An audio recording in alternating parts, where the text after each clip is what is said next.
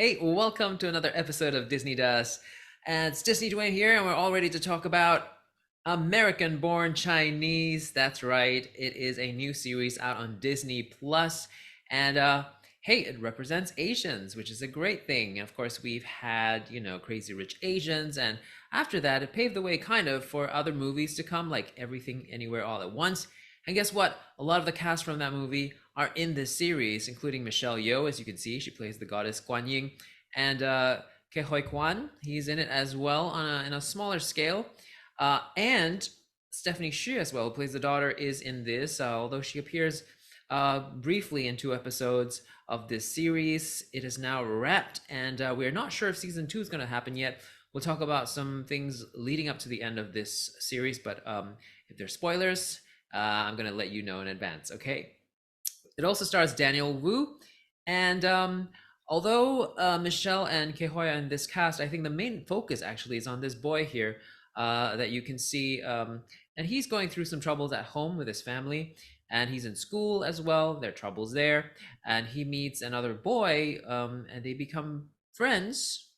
Um, and what happens is this boy actually is well, of course, we all know Michelle is a goddess, right? So there's some mythology in this series. So this boy is that mythology, or rather the mythological aspect of the series. He brings in that other world that is very related to the monkey god, like Sun Wukong, who is the monkey king.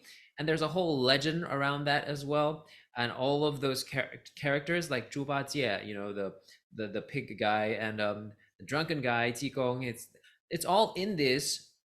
So this story takes the original story and it sort of weaves a new story around that, which is all very exciting, and leads to battles and Chinese lore and all things like that. Very much like, if I can say, Kung Fu, which was the CW series that had 3 seasons, that came after Crazy Rich Asians paved the way in some ways.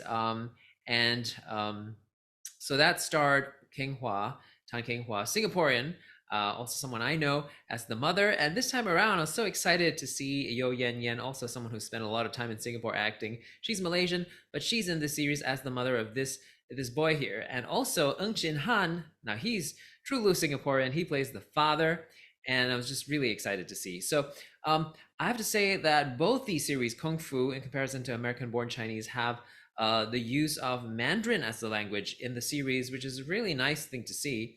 Um, Almost sometimes half of the episode is in Mandarin, which is like crazy, right? That's amazing. There's so much representation, and it's becoming the norm. I'm in some ways, uh, there's so many things to watch, right? On English language TV, that I don't really follow Chinese language TV. So in some ways, I'm just like, this is unreal. Like I've never, I won't usually be sitting watching a Chinese drama, but yet I feel like I'm watching one. So it's kind of interesting that way. Although on the language aspect, I have to say that, like myself included, if I try to speak Mandarin, I definitely struggle because I'm not great at it. So you can see some discrepancies, in terms of how good they are, fluent they are in Mandarin.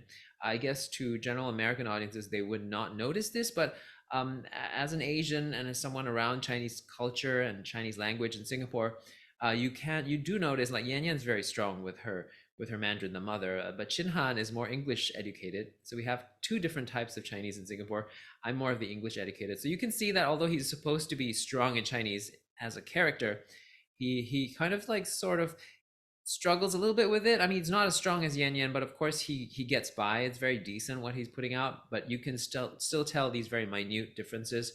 And his English actually is not supposed to be strong, but Chin Han himself speaks very good English, so he's done very well in subduing that aspect of his proficiency in English as his character. His character is nothing like him. He did really well doing it. Um, I felt like Michelle Yeoh didn't really shine in this production because like the main character wasn't her, and she wasn't key part. She wasn't so key in the storyline, so she was on the side. But that it was nice like that she's there, to as the hook, but at the same time she's using that to open up, the a chance for other actors to shine, which is a nice thing to see. All in all, I'm not sure if the whole storyline actually hooked me that much.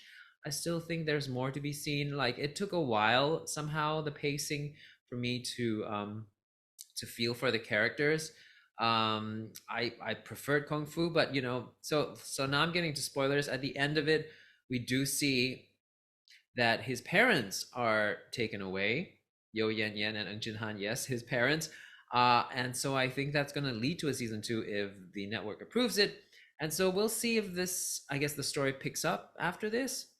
It's a nice modern day tale, but I feel like, yeah, there's still things that could be better. I'm not sure what. I know I shouldn't say things like that without giving suggestions, but I just felt that you know, with these tales, you have to be careful on how you balance, I guess, the gimmick of the cultural aspect of it, right?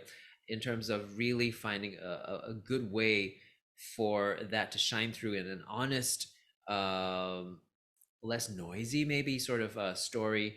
Um, but overall, I liked the relationships between the parents and their son and all these things, and even the Monkey King and his son had relationship issues. I just felt it was a little bit lost with all the noise and I guess the gimmick of the fight scenes and the whole Chinese mythology shining through. Anyhow, if you've given this a watch, let me know what you think. Leave your comments in the comment section below. I'd love to hear that. If you enjoy this review, please give this a thumbs up and also subscribe to the channel if you haven't. If you want to enjoy more reviews, there are other reviews out there. There's also postings of my time in the Disney parks, as well as events, and as well as covers that I do sing in and out of drag. So give me a follow, and I'll see you next time. Bye.